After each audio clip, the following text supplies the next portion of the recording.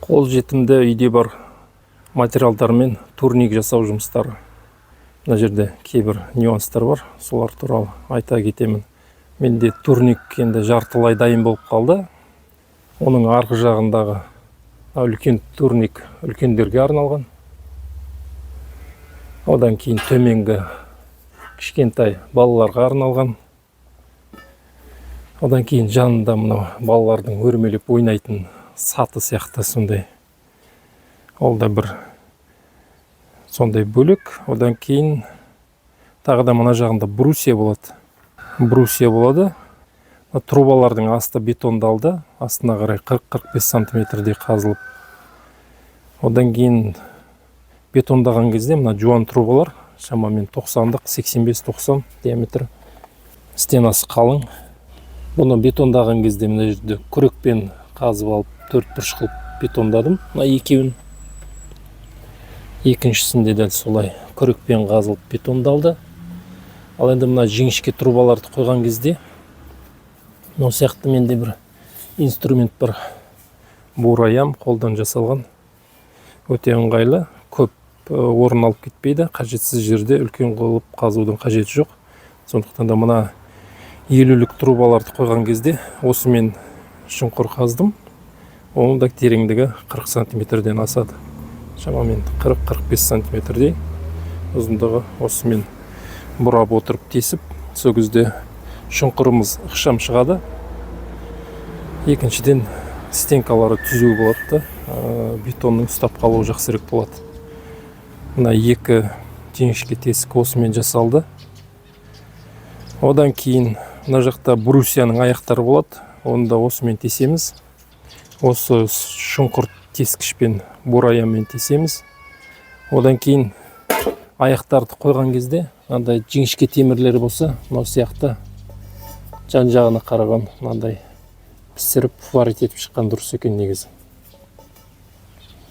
Мен алдыңғыларда олай жасамадым, бірақ та мынаған бір салмақ түсіп, жанынан балғамен ұру керек болды. Сол кезде аздап мына босап қалды. Енді бұның бетон кішкене үстіңгі жағын қазып алып, сол жерге де осындай варить етіп, оны да солай бекіту қажет болады. Ал енді қалған аяқтарды осылай жасап жатырмын.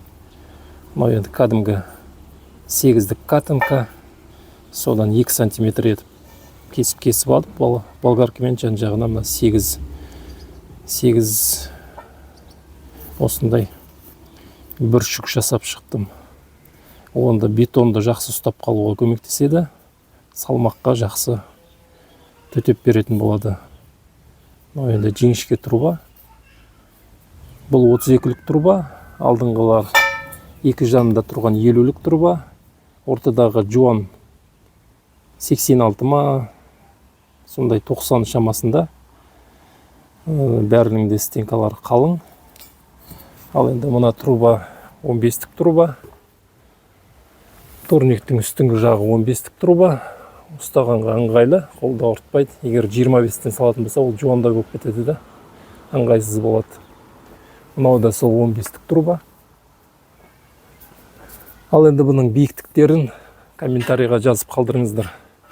Сіздерді қызықтырса, бұлардың размерін толық беремін, бірақ ол келесі видеода. Өйткені бұны қызықтырады ма, қызықтырмай ма білмеймін.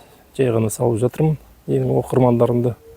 Сондықтан да босқа оның бәрін толық мәлімет бергім келіп тұрған жоқ. Егер де комментарийда 100 комментарий болса, размер деген, онда келесі видеоны түсіріп, толық размермен саламын. Енді мына брусьяға арналған екі шұңқырымыз дайын болды. Олардың тереңдігі 45 сантиметр, жаңа айтқандай. Мынау ручной, қолдан бұрайтын бураяммен осылай тескен кезде осындай ықшам ғана болып шығады. Мынау темір, міне салынатын 32-лік труба. Енді ол үшін қолмен қазатын болсақ, мынаның көлемі өте үлкен болып, артық жұмыс болып кетуші еді. Сондықтан да осындай мен қазған кезде өте ыңғайлы, ықшам ғана болып шығады. Міне трубамыз салатын дайын. Енді оны саламыз, биіктігін уровень шығарамыз, түзейміз. Одан кейін бетондап тастаймыз астын.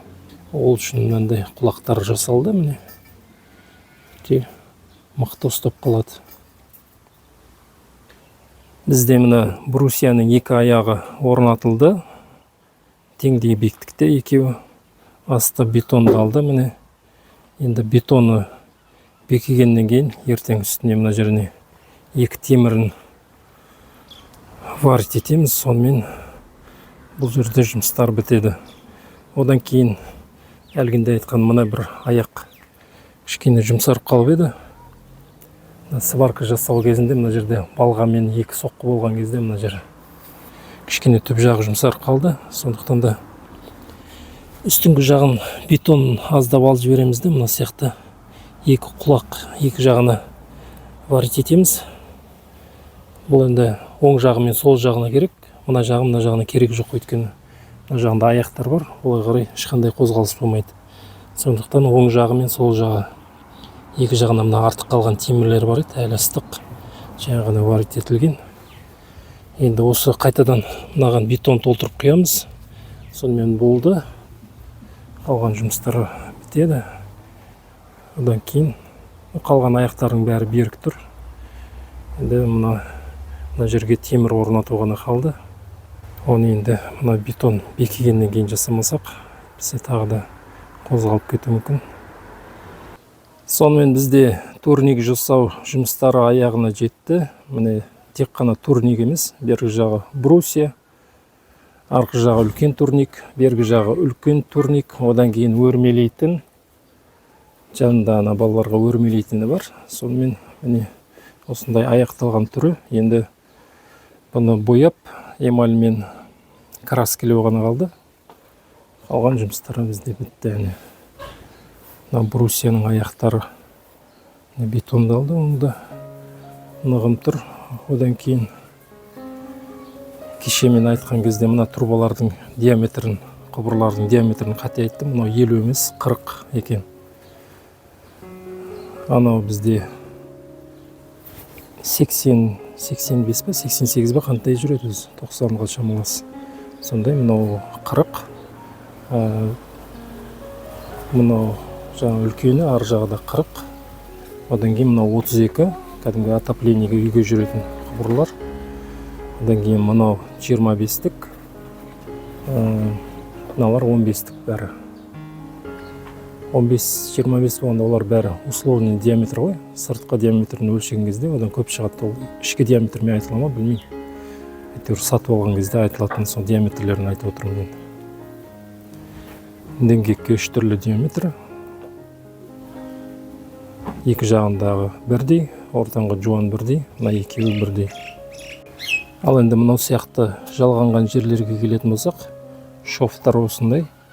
Енді қолдан келгенше жасадым. Мен әрине сварщик емеспін, бірақ та енді өз қажетімді кісіге жалынбай осылай жасап алатындай мүмкіндіктер бар, Құдайға шүкір. Сондықтан да міне қолдан келгенше жасалған нәрселер, бәрі түзу, негізі бәрі мұғым. Осылай жасап алсақ болады.